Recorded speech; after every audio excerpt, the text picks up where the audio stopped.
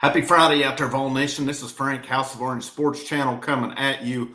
Tennessee and Rick Barnes have completed their roster for 2025-2026, and it's kind of a classic Rick Barnes pickup, so to speak. Make sure you hit that like, that share, that subscribe along the way. I was looking at Rick Barnes, the recruiting class this year, and it's just one of those.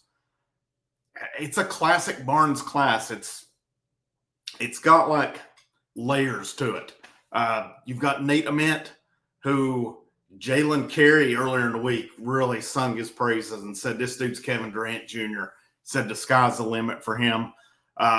You've got other guys, Amari Evans, you've got Brown, and then you get into kind of your developmental parts. Troy Henderson, and I've heard really good things, I've read really good things on Clarence Masamba, the French guard who comes in with a lot of potential, but a project. And then today, Tennessee adds 22-year-old Israeli guard Ethan Butler Burg. Let's get into this one and talk about him here. I got some highlights of him as well as we get that pulled up. But before I get into that, his stats for last year, or we can get into that while we're looking at it here as well. So he has played in the Israeli league, and he was approved. It's had to have been within the last day or so that he was approved. I saw it early this morning that it looked pretty good in regard to getting him on campus for Tennessee. Here we go. I'm going to share the screen. We'll look at him. Of course, he's the guy with the ball right here that we'll be able to tell. Number 35. Physical dude. He's built already. A little bit older guard he's played against. I know of one name that sounds familiar is Kyle Alexander, who plays in the Israeli league or has played there. So he's played against him. And a lot of what you can see in this video is he can shoot, he can drive. He's not afraid to put the shoulder down and go either. And, the question is, how does this translate over to the college game? Again, a little bit older guy. He's played against I don't know what the level of competition is here, but you got to like there. He can step back. He can create his own shot. A lot of it handling the ball here as well. And it is said that even though he's 22, he will have multiple years of eligibility. So, it could be 2 years. It could be more than that. I don't know how they really base that, to be honest with you. But, it's a guy as well. It's one of these Rick Barnes gems, and as we've seen over time with these rosters, Rick Barnes likes the international guys. I would say at times some of them take a little longer, but again, a big thing you see here is the shooting. This dude looks like a good shooter here as well, and it was said this past year too, he averaged just over 11 points per game in the Israeli league. He over the 2 seasons combined that he played in that league, he averaged 11 points, just under 3 assists, just under 3 rebounds per game. Over 2 years, he was 32.9% from three-point line, but I know that was much better this past season than it was the first. And so, how does that fit in? The one thing that we've said, or that I've said the whole time, is I felt like there was really some more opportunity there at the shooting guard spot. Now, we can sit here and go all day long about this team was cheap. They didn't pay for Rodney Rice. I think there's a reason they didn't. And, they use that money for Nate Ament, possibly so. I'm taking higher upside, guys. And based on what I've read on Ament, based on what's been sent to me on Ament, I like this team. And today, John Rothstein, who's a college basketball writer, said Tennessee's a dark horse Final Four team. I don't even know if I consider them a dark horse. I love this roster, the way it's set up. If there is the one question, it's at the 2-guard spot. But I think there's ways around that if something doesn't work, if Berg needs a little bit of time. You got Amari Abram. I like him. I've liked what I've read of him in videos. I'm going to go ahead and shut this off here as well. Go ahead and get back to it. But just reading about Amari Abram, his attitude he's come in with, he's selfless. He doesn't care to, do the dirty work. He doesn't care to do the things that helps the team win. Jalen Carey was talking this week as well, and he talked about with the Mint. He said, I'll be his bodyguard if needed. Jalen Carey, as we saw last year when Tennessee and Vanderbilt played, he and Zakai Ziegler went at it pretty good, got double technicals in the game. Jalen Carey is such an underrated pickup, in my opinion. Now, it's not going to matter until we get on the court here in a few months. But he adds that game that this team has missed really since Grant Williams left. He's a bruiser. He will beat and bang.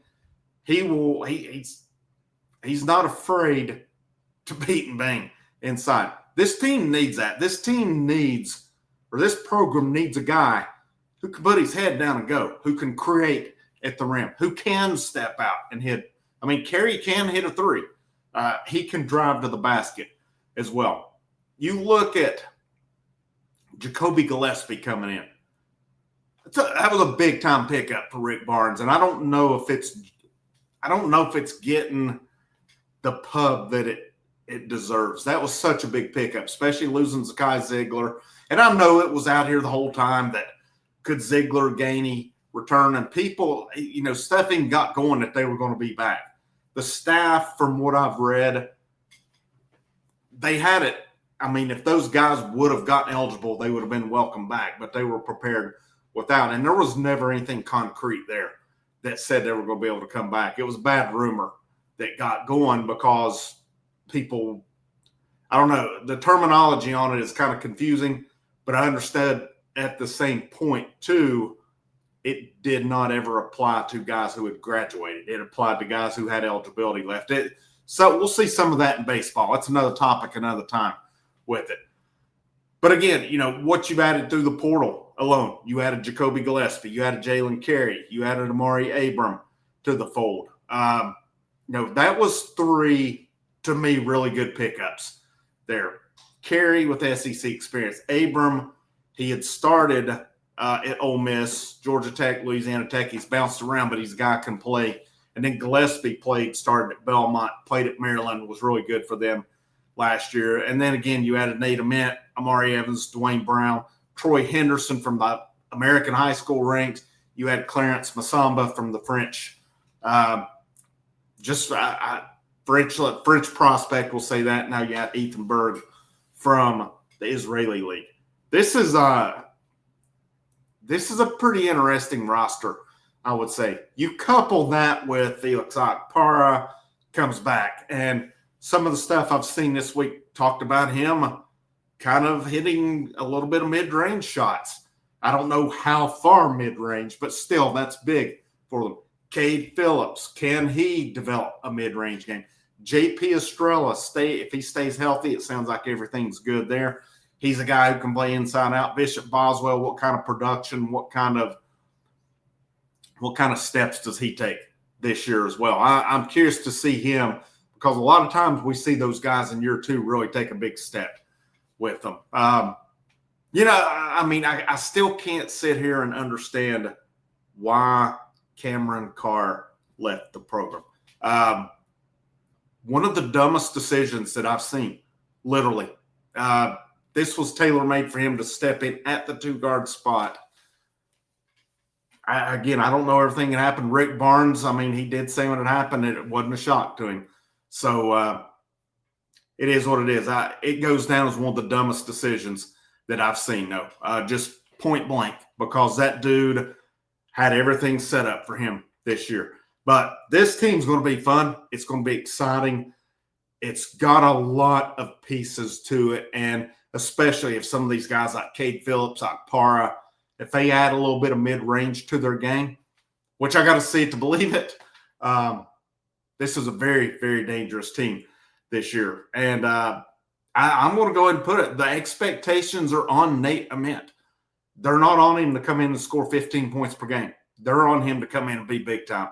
I personally think we'll do everything that's needed for him to live up to it. I think these guys are behind him. I think it's the right culture, and I think it's the right coach for this to get done as well. Good pickup for Tennessee today. A guy with experience, little older dude. Again, the question is going to be, how does it translate? But I'm excited about this team this year. I really am. And could it be the first Final Four for Rick Barnes? I ask that every year. I don't think it's out of the realm of possibility. But like anything else, the biggest thing is, and I think Rick Barnes has worked really hard to address this, is I really feel like this will be one of, if not his best shooting teams this year. Just the way everything's set up, it should be. Actions speak louder than words. So you guys have a great rest of your weekend. I am going to have another video here in just a few minutes about football, the media pick today. If this Tennessee team, football team, doesn't have a chip on their shoulder this year, I don't know what to tell them. But Frank, House of Orange, I'll see you when I see you.